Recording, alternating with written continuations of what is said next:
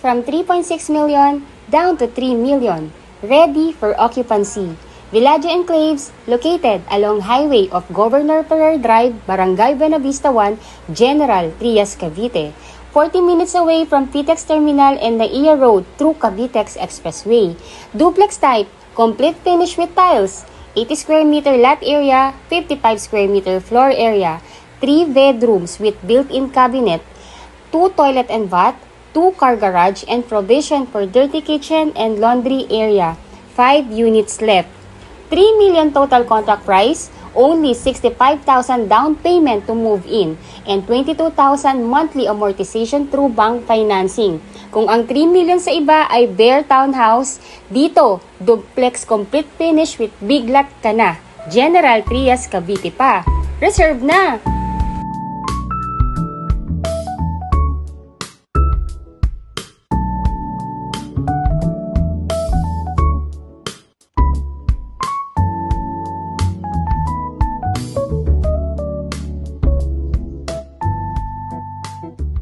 Hello everyone! So again, this is Miss C. Caranza, your licensed real estate broker based in Cavite. And right now, I'm here in Villaggio Enclaves para ipakita po sa inyo yung actual na community ng ating subdivision and yung actual na turnover ng unit. Actually, itong pinapakita ko sa inyo ngayon is yung mismong unit na i-reserve ng client ko pong nasa ibang bansa. Katapat po nito is actually the clubhouse. Ayun po. So this is a twin homes. Same din po siya ng unit model sa Estancia Enclaves and sa Valencia Enclaves. Again, si Villaggio Enclaves, General Trias, Cavite, is a sister subdivision po ng Valencia Enclaves at ng Estancia Enclaves. Kaya, same lang din po yung house model na makikita ninyo. So, this unit po is an 80 square meter with a 55 square meter floor area. Pag tinurn over po sa inyo to, complete finish with tiles. Sa ground floor po, naka-ceramic tiles na siya. Sa second floor, naka-wood tiles na po yan. Meron po itong 3 bedrooms, may 2 toilet and bath with 2 car garage and provision for your dirty kitchen and laundry area. Right now po, nandito ako sa likod ng ating provision for the dirty kitchen and laundry area. It is 3 meters yung wide niya, kaya kung gusto niyo po siyang i-extend at ilipat dito yung dirty kitchen or magdagdag ng dirty kitchen, you can do that po kasi malaki pa po yung likod. And itong parking area natin, kaya po dito ang 2 cars. Bali po, nagtry na kami dito magpark ng Innova at ng Vios. Kasyang-kasya pa rin po siya. Then yan po yung ating amenities. Right now po, ongoing na yung construction. Magkakaroon po tayo dyan ng clubhouse, adult pool, kiddie pool, may playground, may basketball court. Ayun po. Then, sa frontage po ng bahay natin, may 5 meters wide po yan. As in, kung ano po yung makita nyo po dito sa presentation ko, is gantong-ganto rin po yung actual na turnover na marireceive din po ninyo kung sa Villaggio Enclaves po tayo kukuha. From 3.6 million down to 3 million. Yes po, yun na lang po yung total contract price niya. Kung sa ibang subdivision, ang 3 million ay townhouse at bare lang, dito po duplex na with big lot ka pa at complete finish pa. Kaya sobrang dami pong nagre-reserve sa amin nito ngayon. Kaya kung meron pa po tayong maaabutan, reserve your unit. Sayang po to. Napakalaking opportunity nito. Imagine, para ka lang naka-single attach. You don't need a corner lot, you don't need an end lot kasi nga po may extra lot ka na sa gilid that you can use for your expansion. As you can see po, yung ating kitchen area, meron na siyang built-in cabinet. Meron na siyang overhead cabinet, then may base cabinet na siya. As in, kung ano yung makita nyo dito, ganito na rin po yung turnover niya. Then yung windows po, naka-analog po yan and swing type siya. Kaya both yung yung glass ma-open nyo. Kaya mas well ventilated yung unit. And dahil nga po, maraming bintana at malalaki ang bintana, natural light, yan po kagad yung mapapansin natin. Napakaaliwalas ng loob ng bahay. Ayan po. So, ayun po. So, again, para ma-watch nyo po yung detailed vlog ko, kasi may isa po akong vlog ng Villaggio Enclaves na dinidiscuss ko na lahat doon.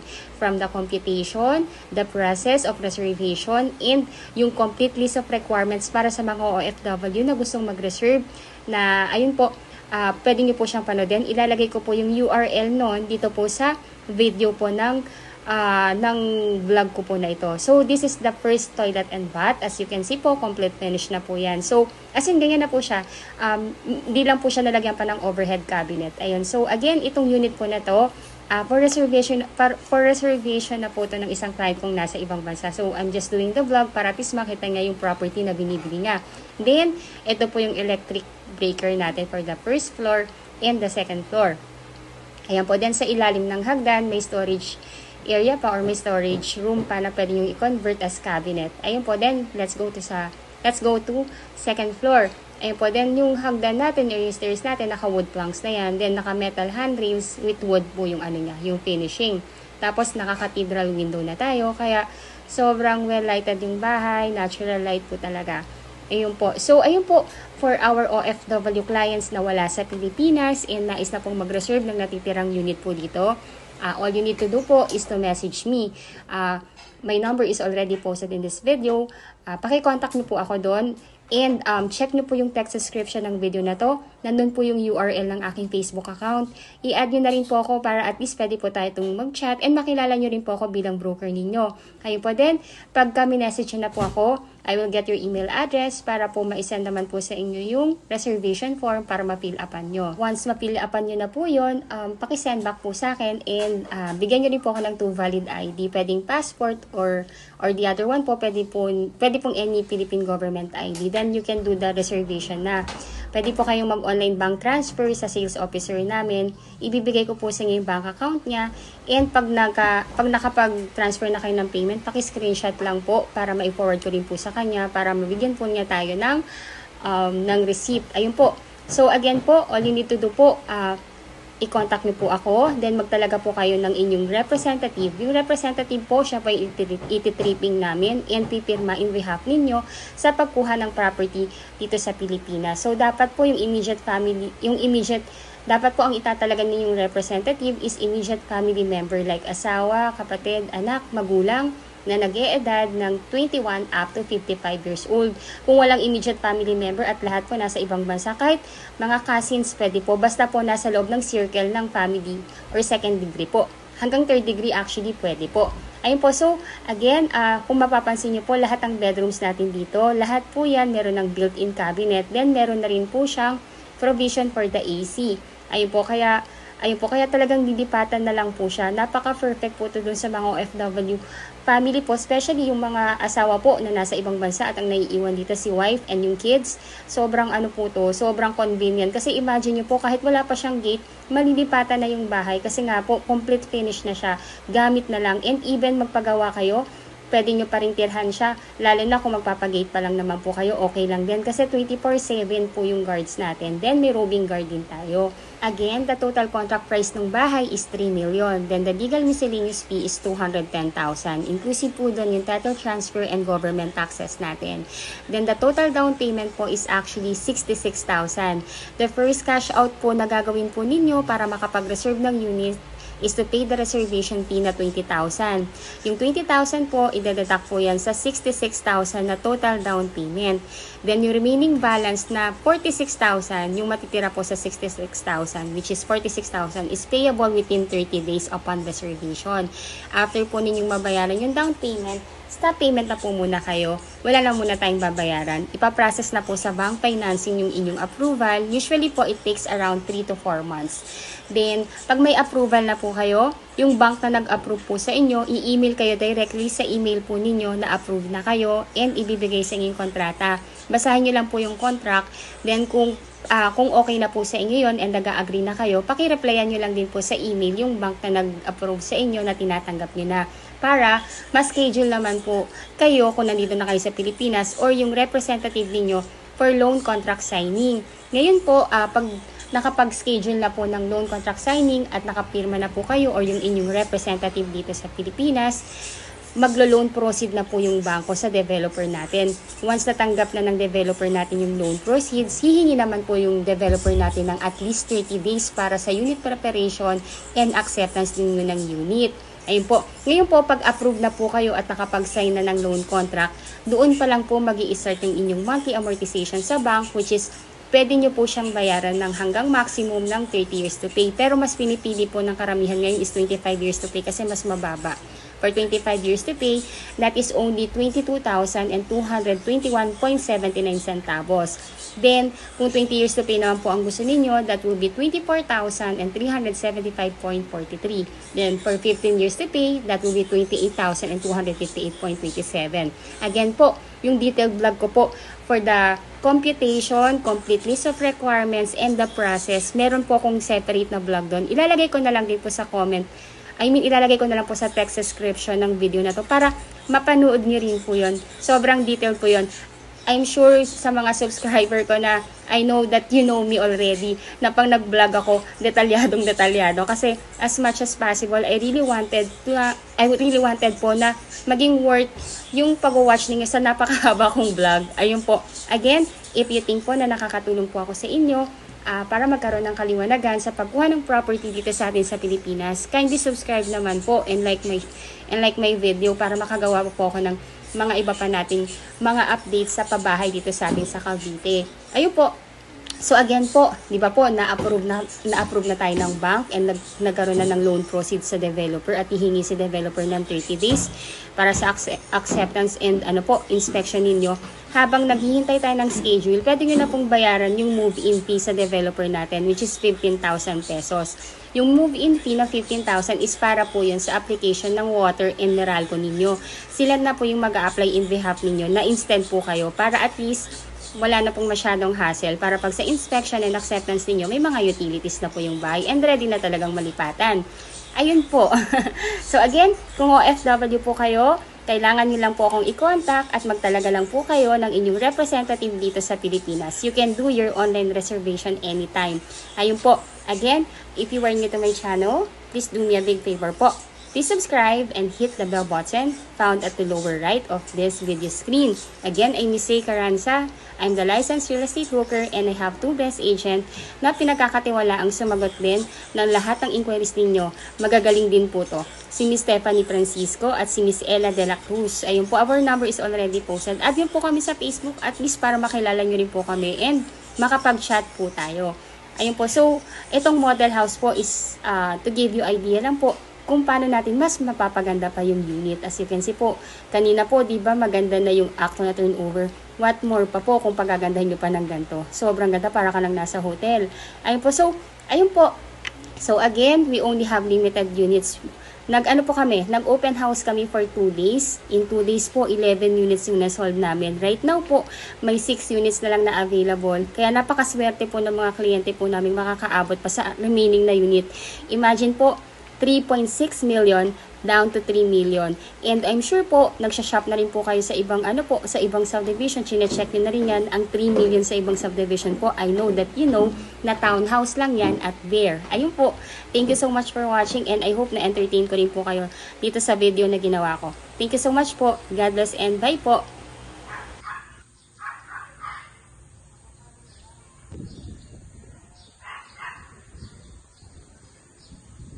Hello everyone. So ayun, so ito naman po pinapakita ko sa inyo is itong vicinity map ng ating subdivision dito sa Villaggio Enclave. So again, ang ating subdivision is located along Governor Ferrer Drive, General Trias, Cavite. Yung mismong barangay is Barangay Buena Vista 1. So ang landmark natin is Villaggio Ignacio Subdivision. Nakatayo pa yung subdivision natin sa loob ng Villaggio Ignacio Subdivision. This is also owned ng Raymulan Land. So again, ito po yon. Along highway lang siya.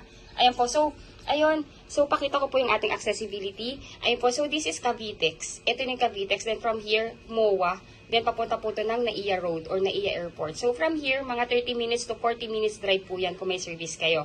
Ngayon po, diretso lang po siya. Then, ngayon po kasi nagkaroon ng extension si Cavitex or si Cavitex Expressway. So, meron na po ditong accessibility diretso dito sa atin. So, kalye po yan. Dito po yung tagus niyan. So, ito na yung subdivision. Kung may service po kayo, nadadaanan na to, dito na kami dumadaan pag magti-tripping kami dito sa Villaggio Enclave. So, ang ganda dire-diretso lang po siya. Ngayon po, kung wala pa naman po kayong service or meron po kayong mga kamag-anak na mag-commute, pwede pa rin pong, very commuter-friendly rin po ito. Kasi from the PTEX terminal, may mga buses doon na sakayan ng tansa. Yun po yung sakyan niya. Then sabihin lang po sa konduktor na ibaba siya dito sa Robinson General Trias. So from here po, ang tawag namin dito is Antero Soriano Road. So, baba lang siya dito, then tawid po dito. May terminal po dito ng jeep na dire-diretso na po yan dito sa atin sa Villaggio.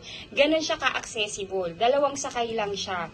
Ayun po, then this is highway po again. So, paglabas ng subdivision, may mga jeep na rin going dito sa Robinson Tejero, papunta po ng pag nandito na kayo, may mga sakayan din na buses diretsong PTEX, papunta ng Mall of Asia, and mga terminal going na sa Pote, Las Piñas, SM Bacoor. So, ayun po. Dito rin po, may mga jeep din po na diretso ng pa SM 13. So, ayun po. So, kung titinan niyo po, nasa gitna lang po tayo halos ng lahat. Kasi po, ayan po yung ating accessibility. Antero Soriano Highway, 20 minutes away lang po. Then, Daang Hari Road, 22 minutes away. Then, SLEX, via Carmona Exit, 30 minutes away lang. Then MCX, 10 minutes away lang, 40 minutes away lang po tayo. Kasi nga po, yung ating mga infrastructure dito, especially sa Cavitex, andito lang oh. Grabe oh. Dati po kasi wala to, ang binabaybay talaga namin yan. Pero okay lang din kasi po commuter friendly naman siya. Ang mahalaga po kasi sa amin, yun nga po, napaglabas mo ng subdivision, may jeep na sakayan na kaagad. Hindi na kung saan ka pa pupunta para lang makasakay ng jeep. Ito yung kagandahan po sa lahat ng project ni Remo Lanlan. So ayun, grab the opportunity po. Habang meron pa, ang baba nito, 3 million lang po nito. Ayun po, so again, if you are new to my channel, please don't forget to subscribe and hit the bell button found at the lower right of this video screen. Ayun po, and kung gusto nyo din po mas ma-appreciate yung ating subdivision and para makita nyo rin yung other nearbys, check nyo po yung Google Map nyo po. Pero, sige po, ihabol ko na rin to. Nasaan na ba yung aking ibang presentation? Ayan, so, ayan naman po. So, ito yung vicinity map natin. Ito yung mga nearby. So, malapit tayo sa Lyceum of the Philippines. Malapit tayo sa Our Lady of Remedios Montessori School. Sa loob ng ating subdivision, meron tayong Villaggio Ignatius International School. Ngayon naman, kung sa hospital naman, malapit po tayo sa De La Salle University Medical Center, Emilio Aguinaldo College Medical Center, and Gentry Medical Center. Then, sa malls, ayan, ang kagandahan po dito si Vista Mall, halos katabi lang natin, malapit lang po yan sa atin. Then, si Robinson Place General Trias, and CB Central Mall. Ayun po, para mas ma-appreciate nyo rin po yung ating yung ating subdivision po, you can check din sa Google Map para at least makita nyo po yung mga other nearby or baka may iba pa kayong hinahanap. At least makita nyo yung mga nearby doon sa loob, doon sa subdivision natin. So, ayan po. Thank you so much for watching. Medyo napahaba na po ito. Yung next na video, actually, ano po yun, vlog ko po yun sa Valencia Enclaves. Iyon po, para magkaroon lang kayo ng idea kung ano yung itsura ng actual na turnover ng Villaggio. Kasi same lang din po with Valencia Enclaves and Estancia Enclaves. Ayun po, thank you so much for watching and bless you all po. Hello everyone, I'm back. So ito naman pong ipinapakita ko sa inyo is yung complete list of requirement as an OFW na wala sa Pilipinas. Sa ating mga kababayang OFW na nais na pong mag-reserve ng kanilang pangarap na bahay, ngunit ang iniisip po ay dahil wala nga po dito sa Pilipinas, all you need to do po kung gusto nyo na mag-reserve ay i-message po ako sa aking Philippine number, Viber or WhatsApp, or kindly add me sa aking Facebook account na nandito po sa URL ng text description ng video po na ito. So, ayun po. So, kung gusto niyo na mag-reserve, ang una ko pong gagawin ay hingin ko po yung inyong email address para ma-send ko po sa inyo reservation form. Then, pag na-receive nyo na siya, kindly fill up po yung reservation form and i-attach nyo po yung mga requirements na nasa inyo na. Ayun po. So, nasa inyo na po. Then, iba pwedeng to follow na. So, ayun po, i-discuss ko po sa inyo yung complete list of requirements. Ayun po. So, requirements through online reservation kasi majority talaga po is through online reservation na para for the convenience and para mauna po talaga tayo dito sa nag-iisang unit na available dito sa amin ngayon sa Villaggio. So, ayun po, fill out the reservation form. Then, pag na-fill out nyo na po, i-send back nyo po sa akin via email again. Then, attach po kayo ng 2 valid ID with 3 specimen signature. Then, compliance of other documents is within 15 days upon reservation po. So, para po sa ating mga kababayan or OFW na wala sa Pilipinas, magtalaga lang po kayo ng representative or SPA na siyang kakatawan sa inyo sa pagkuha ng bahay. Siya po ang ititripping at pipirma sa mga documents patungkol sa pagkuha ng inyong bahay. Dapat po immediate family member like asawa or anak or kapatid or magulang or pinsan or pamangkin or in-laws. Nakaipilido pa po na inyong asawa or anyone po basta kaipilido nyo pa po siya. Ayun po, or makikita sa kanyang middle initial na siya po'y part pa rin ng inyong ng family or kaipilido pa rin. Ayun, so dapat nag-i-edad po yan ng 21 to 55 years old. Hindi po allowed ang kaibigan. So ayun po, as requirement nyo po as OFW client, kailangan po namin ng inyong 2 valid ID with 3 specimen signature, husband and wife if married. Number 2, marriage certificate if married, birth certificate plus SENUMAR if single. Then 1 by 1 ID picture or selfie picture po with white background, husband and wife if married po. Kami na po bahalang mag-print. TIN ID, husband and wife if married, latest job contract or latest COE with compensation po. Latest 3 months payslip, visa, permanent residence ID, oath of allegiance, or any proof of dual citizenship or any na applicable po sa inyo kung kayo po residente na sa bansang pinagtatrabahuhan nyo po ngayon. Ayun, so number 8, latest arrival and departure stamp. Ayun po, so makikita naman po ito sa passport ninyo. So, isabay nyo na lang po sa pag-picture or sa pag-scan ng inyong passport itong latest arrival and departure stamp. Then, SPA form. Itong SPA form po, isasend ko rin po ito sa inyo kasabay ng reservation form. Ipiprint nyo po ito ng 7 sets. Lahat po yung 7 sets na yung pipirmahan nyo po. Then, yung isang set, dadalhin nyo po sa Philippine Embassy natin para magpa-consularize nyo po. Then, pagka na-consularize nyo na, kindly send back po yung original mismo. Lahat ng 7 sets na may original pirma ninyo at consularize sa inyong magiging representative dito sa Pilipinas para mapirmahan din po niya. If ever po na magkakaroon kayo ng problema or medyo mahihirapan kayo sa pagpapakonsularize, please let me know po. May solusyon po lahat ng bagay. Let us know po, baka kaya naman natin ang gawan ng solusyon dito. Solusyon yan dito. Let us know lang po.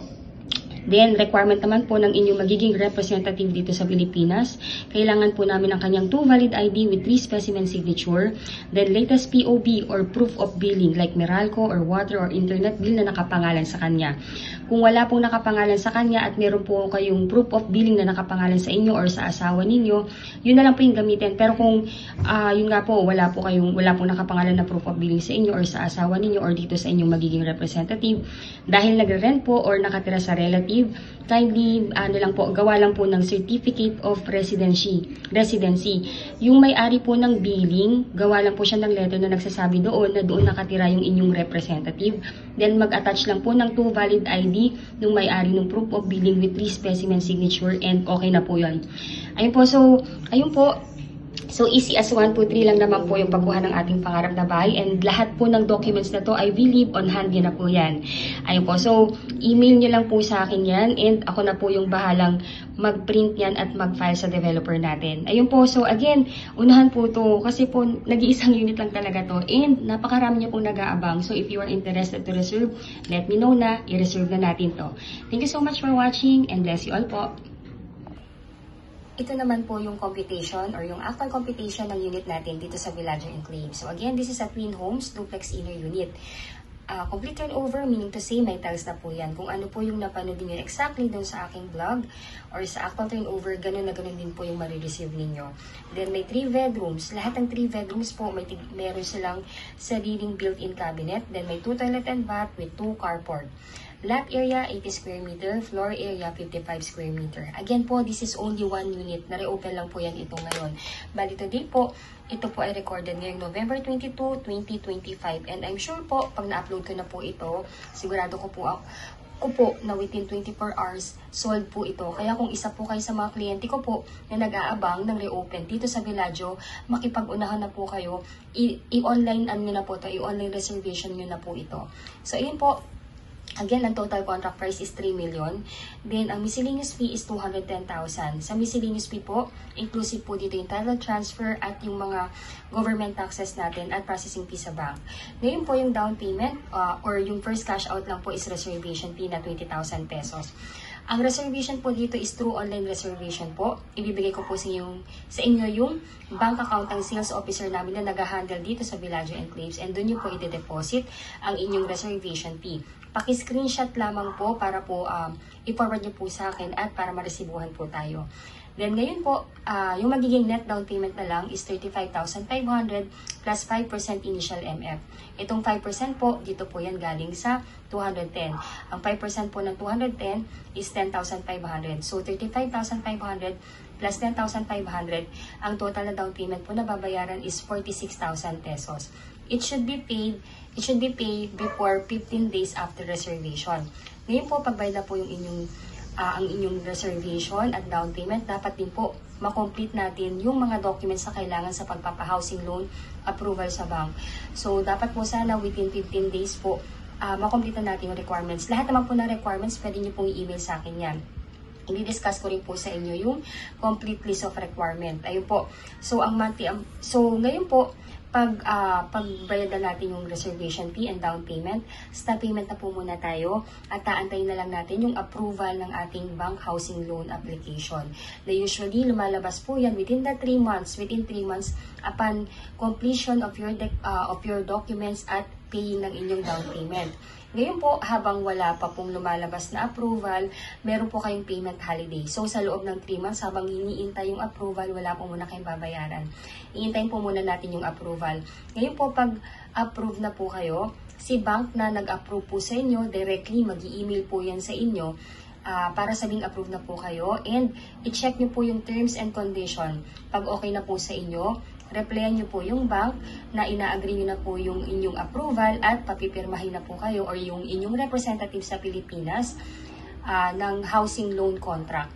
Ngayon po, pagka nakapagpirma na po kayo or ang inyong attorney in fact or yung inyong SPA sa housing loan contract, doon pa lang mag-i-start yung inyong monthly amortization sa ating bank. Ang kagandahan po sa atin dito sa bank financing po, actually, para siyang pag-ibig na rin. Meron po siyang 30 years to pay.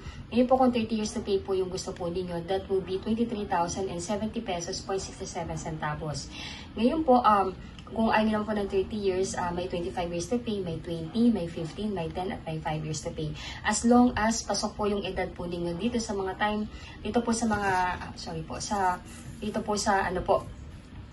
sa monthly amortization na inaalaw ng bank. Ngayon po, for 25 years to pay, kung 25 years to pay ang mapipili ninyo, that will be 22,221.79. Kung 20 years to pay po, ayaw nyo po ng medyo mahaba-haba, pwede po dito, which is 24,375.43. Kung 15 years to pay naman po yung maiibigan ninyo, that will be 28,258.27. Then for 10 years to pay, that will be 35,504.98. Kung pinaka-shorter po yung gusto ninyo, meron tayong 5 years to pay, which is 62,254.34 centavos.